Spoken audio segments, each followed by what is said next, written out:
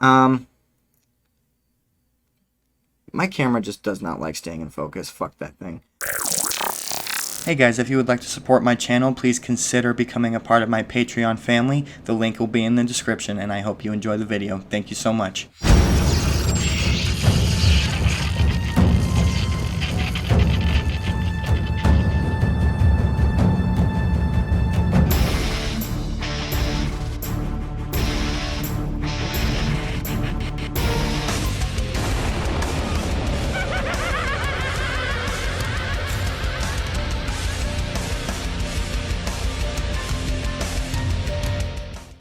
Hello everyone, Spectre6 here. Welcome back to my channel. It has been like 2 weeks since I have made a video.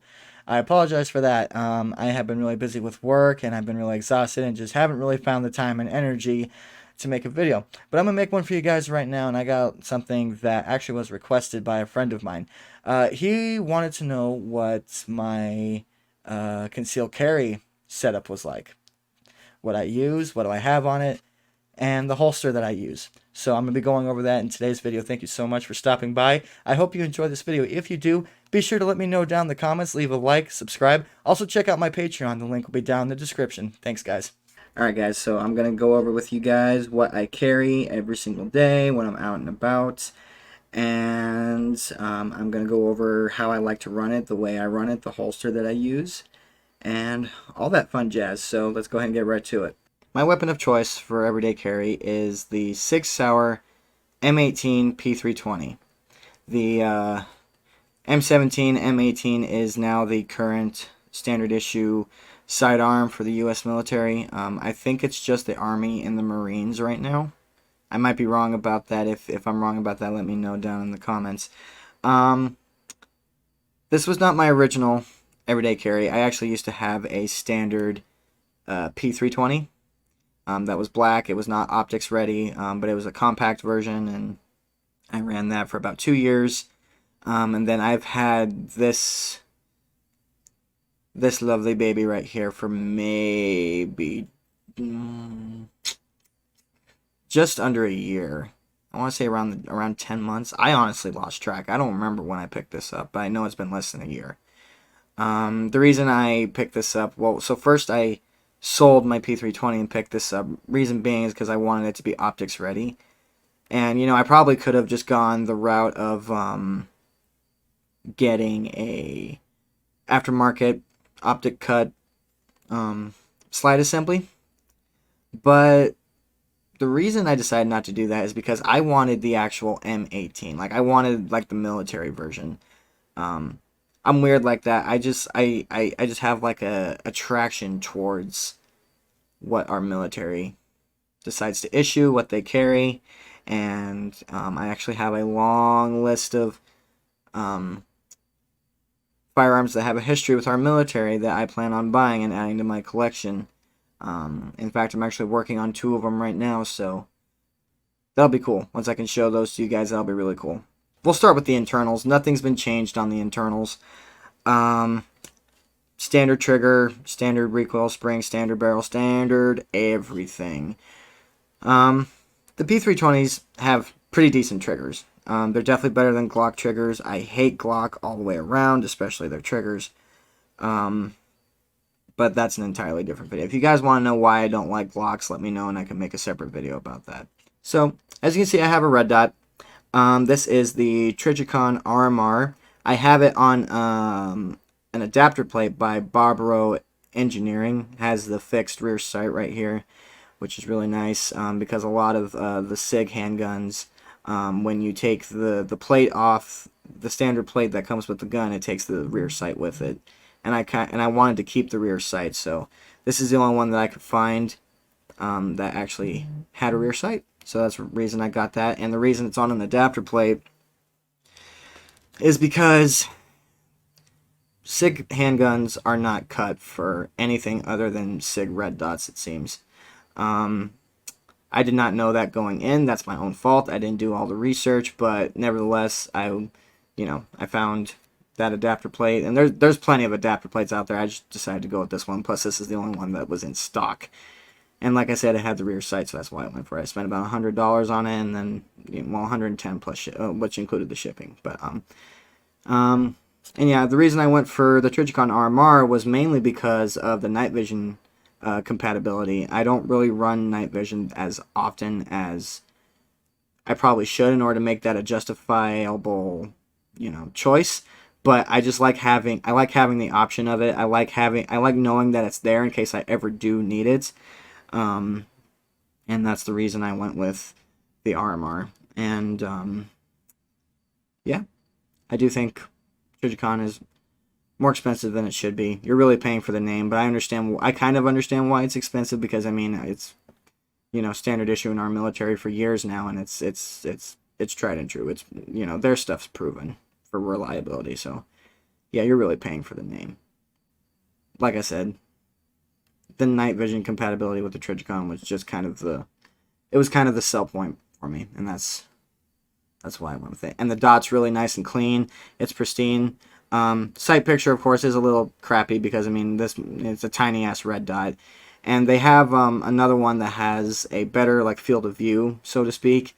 But the RMR works for me for now. I mean, maybe one day I'll upgrade to it, but this works for now. Next up, the weapon light. I am running a Streamlight TLR7A.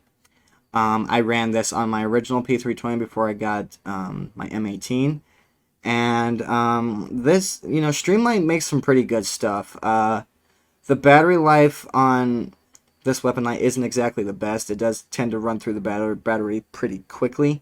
But it's not necessarily a huge deal. Like maybe every 3 or 4 months or so I have to swap out the battery. Kind of annoying, but it's not a huge deal. Batteries are cheap, so I'm not really too concerned about it. The TLR7A comes with two different back plates with two different kinds of push buttons. This one I think is like, I'm assuming it's the standard one. It's like the big fatter version. It comes with like a more minimalist, like smaller, sleeker end plate, but I didn't really like that. Plus there was a couple of times when I tried to use it, because the lever, at least like towards like the bottom here where my finger's rubbing, it's like really thin, and it went under my nail a couple of times, and that fucking hurt. So yeah, I'm just sticking with that. I've had this light as long as I've had my old P320. And I've thought about maybe upgrading to like a Surefire or something, but honestly, I mean this. Sorry, I just kind of love tapped the mic right there. This works for me. I see no reason to replace it unless I get a different concealed carry. Yeah, I mean, I see no reason to replace that light. It's done me proud. It's very reliable. It's definitely better than an O light. We all know what O lights are like. Fucking mini bombs. One thing I would like to point out about the M18, and some people might, give me shit for this, and I understand why it's kind of not treading in that direction anymore, but manual safeties. The reason I like having it, at least in this particular case, is I think it's just a nice thing to train with, to try to like build up that second nature movement to when you go for the draw, you flick the safety off. It's not really any different from when you're on duty or you're in the military, law enforcement, whatever, with a rifle. Your weapon's always going to be on safe until a threat presents itself, majority of the time. And so just trying to keep that in mind and train flicking that safety off every time. I just think it's nice to have that. And I know a lot of people, and just like the current climate, everyone's moving away from the manual safeties, which I understand. I don't even really keep the manual safety flicked up a lot of the time. I usually keep it flicked down, but it's just nice to have for me. I just like having it. So this is the holster that I carry my M18 in. It is tier 1, and I've had this since my old P320. It's cut for P320 with the Streamlight TLR7. I have it with, you know, a gray finish. I really like gray. It has a spare mag pouch right here. And, you know, I always carry appendix, and, you know, this works for me. It doesn't really get in my way. And, well, especially once you wear it every day and you get used to it, it doesn't really bother you anymore. I don't really have any specific reason why I went for tier 1. I was just browsing around, and this just, and, you know, what they were offering caught my eye, so I just went for it. And, you know, it's worked for me. I've not had any issues. Nothing's broken. And yeah, it just works for me. I don't remember how much I spent for this. I don't even remember what this particular model is called, if it even has a name. I know at least 150, and it took about 2 weeks for them to make it and send it out, or maybe it was longer than that. I can't remember. I want to say it was at the very minimum 2 weeks, maybe 3, 4, something like that. I don't know. But yeah, it didn't really take long for them to make this, because they make everything special order. Like it's made to order. They don't. Well, it might have changed since then, but at the time, these things were not held in stock. They would have to be made. Once the order came in. Yeah.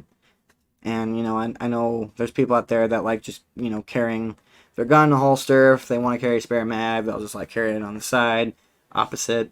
And, yeah, this setup works for me. I really don't have a whole lot to say about it. It works for me. So yeah, guys, that is my everyday carry. It's what I carry with me every single day. Sometimes I don't always carry just that. I've kind of turned my rattler into my backpack gun. And it comes with me to work every single day. And I just like having more than one option. You know, of course, you know, I got my 9mm pistol, which of course is better than nothing, but I feel better having something with power available to me as well, if the worst were to happen. And even if it never does, I just feel better knowing that I have something that has power behind it. And that's the reason I carry my Rattler with me. That thing is like the perfect backpack / trunk gun, and I see no reason not to keep it with me. Especially since it's still a pistol. I don't really plan on SBRing it. However, I did see today, what's today? Yeah, the 2nd, September 2nd. I saw that the ATF released a document talking about an amnesty period for braces, free tax stamp, and yeah, the last time that they did this, we know exactly what they tried to do, and they're going to try it again. So, I'm not really too hopeful for the future of braces, so I might end up having to SBR it anyway. But I guess we'll see. We'll see what happens. Thank you so much for tuning in today, guys. I know it's been a while since I've put up a gun-related video, and I apologize for that. But I just don't want my channel to be just about guns. I want it to be about guns, but I also want it to be about the things that I want it to be about, the things that I'm interested in. Guns, games, and reactions. I want to start doing more reactions. And I actually think I'm gonna start doing some war movie reactions. Now, if that's something you guys would be interested in, please let me know, and feel free to give me some suggestions, because I'd love to take your suggestions. If you guys have a war movie that you might want me to react to, let me know. I will watch it. There's no guarantee I haven't already seen it, but that doesn't mean I can't still do a reaction for you guys, even if I have seen it. So yeah, feel free to let me know if that's something you'd like to see. Leave it down in the comments below. Thank you so much for watching this. Be sure to check out my Patreon. I would really love your guys' support. I am going to be completely viewer supported, because YouTube don't like guns. So yeah, if you'd like to support me and the channel, the best way to do that is my Patreon, which will be linked down below. Thank you so much, guys, and I'll see you next time.